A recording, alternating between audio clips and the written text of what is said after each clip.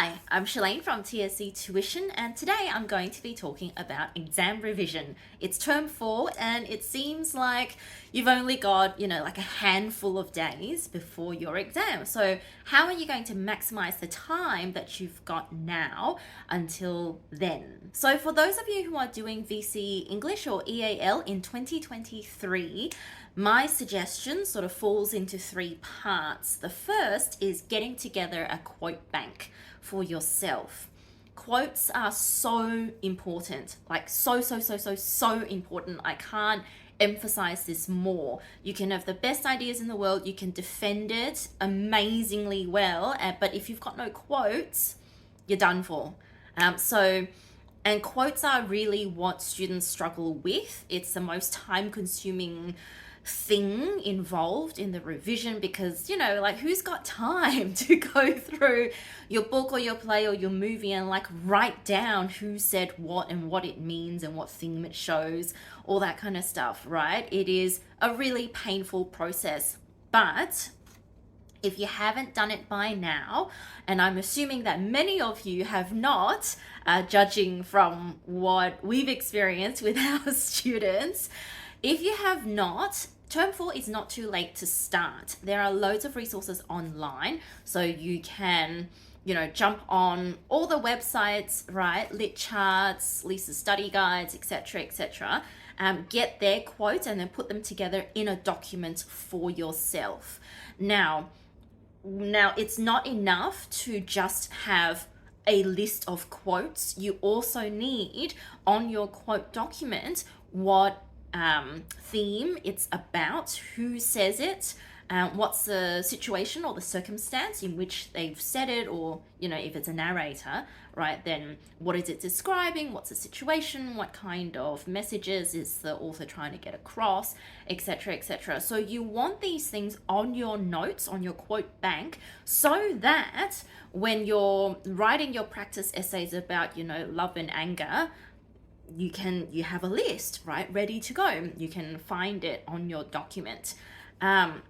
Most kids these days are using some kind of digital format, right, to put that together. My suggestion is to use an Excel sheet and have the themes in columns that you can then tick off as you're inputting all of your quotes, so that it is searchable later on by theme if you need it. There is a free quote organizer on our website if you need one.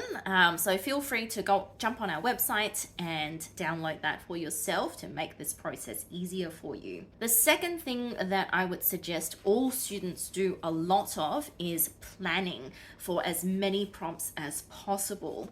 Our suggestion at this time of the year coming up to your exam is you need to plan for about 30 prompts. That's right, 30. The goal of this is that you get to your exam, you sit down, you open up the booklet, and you see a prompt that looks very similar to one that you have already planned in your private study time leading up to the exam. I'm going to tell you there is no feeling like that when you do experience that. When you sit down, you look at the prompt and you go, oh, I planned for this last week. Amazing. Best feeling ever. So do yourself a favor, plan for as many of them as possible, and make sure you're doing a really detailed plan as well. Make sure that you've got a contention, you've got your body paragraphs all sorted out, you've got your topic sentences, you've got some evidence that goes with each of the body paragraphs, roughly what you're going to talk about in each of them because you've written your topic sentence, etc. So planning is really where the bulk of the work happens. My third suggestion for those of you going into the VCE English and EAL exam is to edit and rewrite your essays. It is not enough to just write practice essay after practice essay for each new and different prompt. Of course, that is great, but if you are not improving on your existing writing, then what are you practicing?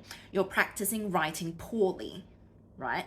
So you want to write your practice essay under time conditions or write your practice body paragraphs under time conditions, and then you want to go back over them and rewrite it. How can I express this better? Is this the best topic sentence that I can come up with? How can I paraphrase this quote that I've got using my quote bank, right? How can I paraphrase this better so that I have more space in that sentence to insert more analysis? Am I really analyzing here? How can I shorten this 3-sentence explanation into 2 so that it's more condensed and the analysis is more accurate and it's more efficient? I would suggest that you go through this with either a teacher, a friend, or a tutor, or a parent if they're any good at writing.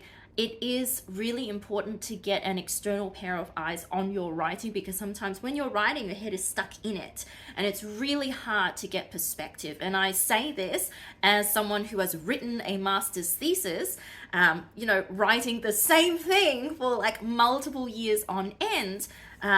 It is really helpful to have someone else look at your work and say, what do you mean by this?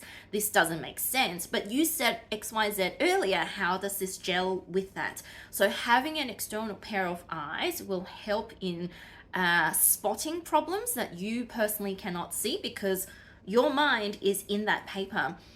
It's not possible to look at your work objectively within that space of time. You really need like a good couple of weeks, couple of months away from a piece of work. We don't have a couple of weeks or a couple of months until the exam. We have at most a couple of weeks, right? So you want to get someone else's eyes on your work and, be ready to hear some constructive feedback. So I hope that was helpful. As always, like and subscribe to our social media channels so that you can see more of our stuff pop up on your social media feed. We also have a newsletter for parents and tutors looking for more advice on how to help their teens with their English studies. So make sure you subscribe to that if you're interested in getting that delivered straight to your email inbox. And if you'd like to get some one-to-one online tutoring with our tutors, please contact us and let's see how we can support you. Thanks for watching.